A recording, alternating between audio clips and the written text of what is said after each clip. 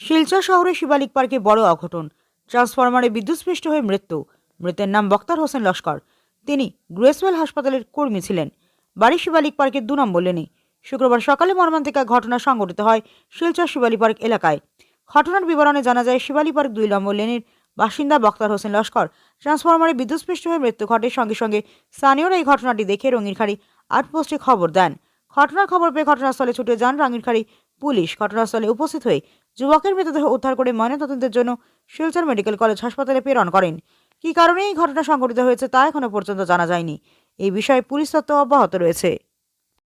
যখন শিবালিক পার্কে ল্যান্ড নম্বর 2 সামনে তার আমরা মৃত্যুদেহ দেখলাম, দেওয়ার পরে মানুষ জানলাম তার তো মুখ তো এদিকেও আসলো না, সামনের দিকে আসলো, মুখটা জুলাইল।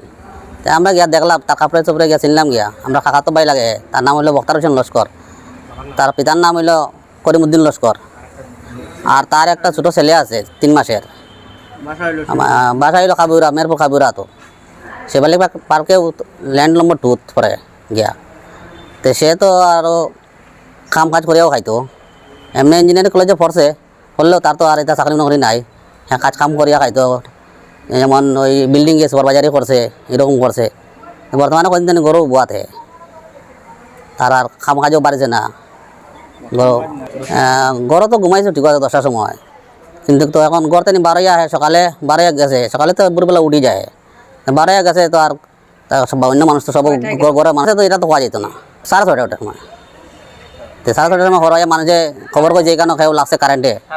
হ্যাঁ, আর তার বউ তো গরু নাই, তার বউ তো নাই, ওরও গেছে, শ্বশুর বাড়ি গেছে। তার কোনো সন্দেহ নাই, আপনার কোনো সন্দেহ নাই। এ তো সকালে উঠে আটা বিড়া করে, ওদিকে ঘোরাফেরা করে। তো এদিন আর সকালে উঠিয়া ডাইরেক্ট বাটা গলি দিয়ে গেছে। এখন গিয়া কীরকম লাগছে কারেন্ট, এটা তো আমরা কইতে পারতাম না, বুঝছেন। সকালে কিছু একটা যদি তার বিবাহ চাল লাগে, যদি কিছু একটা করে, সে তো ভালোই তার লাগে। আমরা ওটাও চাই। বাচ্চাটা আপনার ছোটো, তার তো বয়স হইব প্রায় 32 বছর হইব, 32 বছর মতো হইব। রেড বডিতে বর্তমানে মেডিকেল রাখা আছে। আমরা রাঙ্গাহাটি থানা আইসে, রাঙ্গাহাটি থানা লিয়ে আমরা আইসি মেডিকেল। পোস্টমর্টম করার পরে গিয়ে আমরা ঘরে লিয়ে যাইব আর কি তারে।